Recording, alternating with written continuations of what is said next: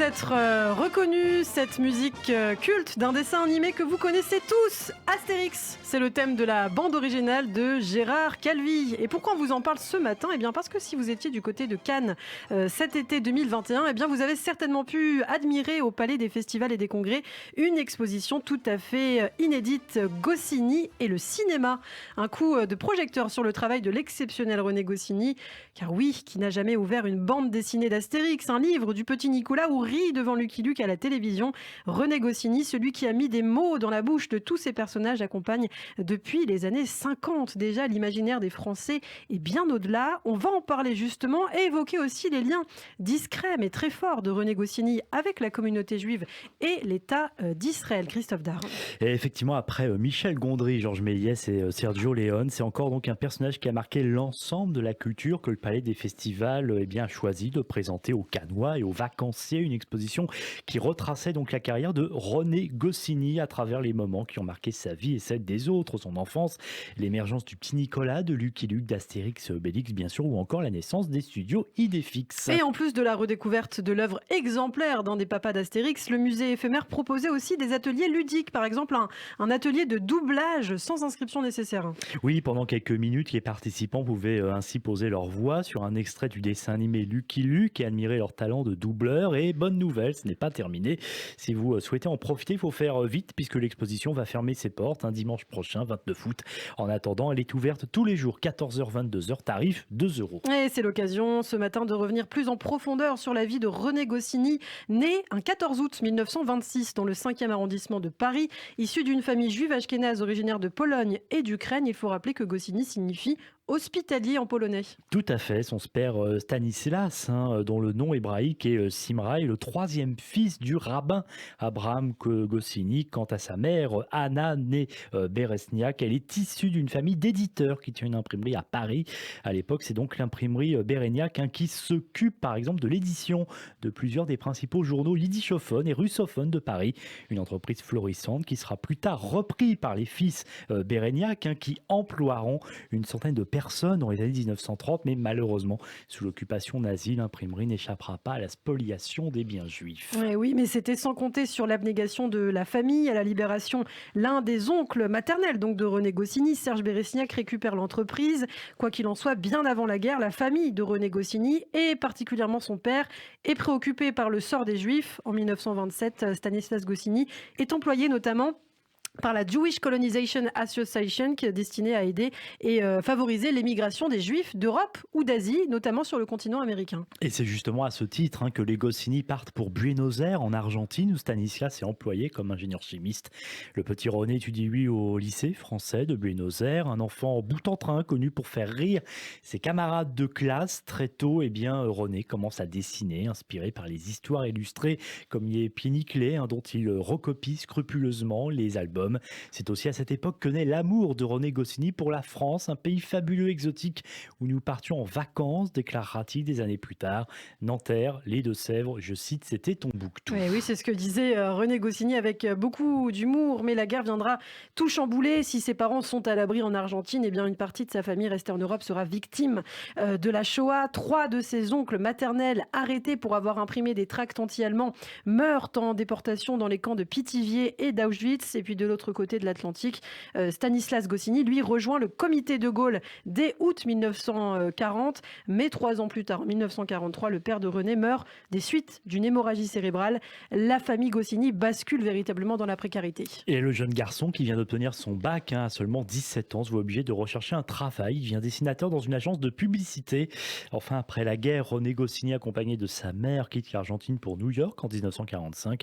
Mais alors qu'il aurait pu rejoindre l'armée américaine et en obtenir la nationalité, Goscinny décide de rejoindre le pays qu'il aime, la France. Il s'engage dans l'armée française en 1946. Et il y fera ses preuves au sein du bataillon d'infanterie alpine, promu caporal, puis très rapidement caporal-chef. Goscinny devient l'illustrateur officiel du régiment, réalise des menus et des affiches. Le général de Lattre, de Tassigny quand même, amusé par ses dessins, le nommera sergent. Mais bien sûr, Goscinny, lui, ne rêve qu'à une chose, un métier en rapport avec ce qu'il aime le plus, faire rire découvrir les autres. Et il frappe donc aux portes des éditeurs, agences de presse, studios de création, mais n'essuie malheureusement que des refus. Toutefois, 1948 marque une année charnière. Il rencontre aux États-Unis Harvey Kurtzman, futur fondateur du magazine Mad. René Goscinny rencontre aussi d'autres géants de la BD comme John Séverin et Will Elder. Sa carrière est lancée. Le jeune Français sort un premier livre animé intitulé Playtime Stories aux éditions Cunen Publishers. Et René Goscinny rencontrera par la suite d'autres pontes de la bande dessinée, notamment Maurice, le père de Lucky Luke. Quelques années plus tard, ébloui par le talent d'humoriste de Goscinny, de scénariste, Maurice lui proposera d'écrire les scénarios de sa célèbre BD. Et puis enfin, une autre rencontre va considérablement marquer sa vie en 1951. Comment ne pas la citer, celle avec Albert Uderzo, qui travaille alors pour la même boîte que lui. Et les deux hommes nouent une amitié très profonde et très vite, ils décident de mettre leur talent de concert. Ils travaillent alors sur plusieurs chroniques humoristiques et des bandes dessinées. La famille Coquelin ou encore Poussin Poussif ou Papa, ils collaborent également au journal de Tintin. Et leur collaboration continuera encore, bien entendu, on en parlera dans un instant, mais en attendant, Goscinny fait ses preuves aussi tout seul. En 1953, il rencontre Jean-Jacques Sampé, le père du petit Nicolas. Il collabore alors avec lui sur le projet et écrit certains scénarios.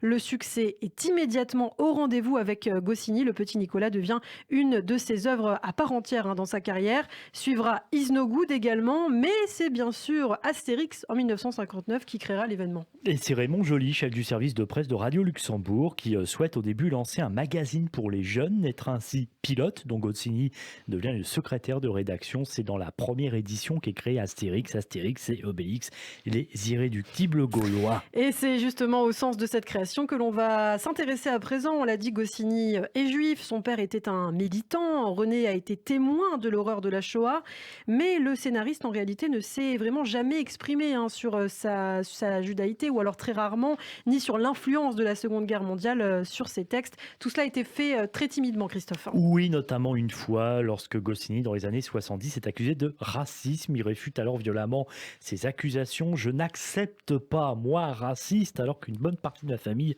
a terminé dans les fours des camps de concentration. Je n'ai jamais regardé la couleur, la race, la religion des gens. Je ne vois que des hommes, c'est tout. Voilà ce que disait Goscinny. Anne Goscinny, par ailleurs, la fille de René Goscinny, reste-t-elle persuadée que les racines et les traumatismes de son père ont eu un impact sur son travail, ce qu'elle racontait d'ailleurs il y a quelques années.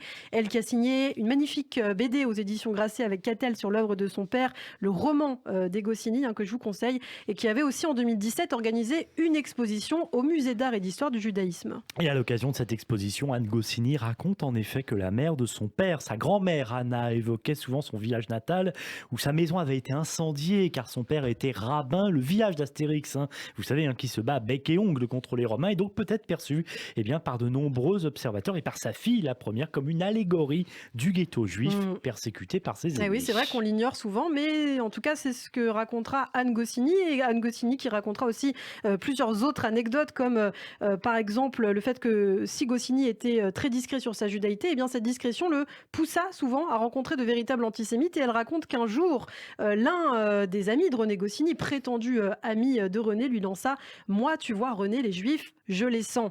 Et Goscinny répliqua « Eh bien, tu as le nez bouché ». Voilà, c'était l'humour juif de Goscinny. Et par ailleurs, René Goscinny entretenait une relation aussi un peu spirituelle avec le judaïsme, comme en témoigne d'ailleurs un voyage en Israël en août 1977. À l'époque, sa femme Gilberte est atteinte d'un cancer. Il va se recueillir devant le Kotel à Jérusalem.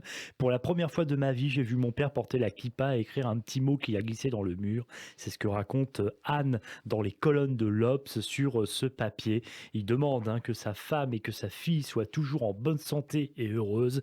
Ironie de la chose, malheureusement, c'est lui qui mourra à 51 lors d'un infarctus 2 mois plus tard. Ouais, voilà, c'était l'histoire de Goscinny, enterré au carré juif du cimetière du Château à Nice. On a essayé de dire le maximum de choses en très peu de temps. Et je pense qu'on a dit l'essentiel. Après la mort de Goscinny, les aventures d'Astérix réalisées par Uderzo seul ne feront d'ailleurs pas l'unanimité.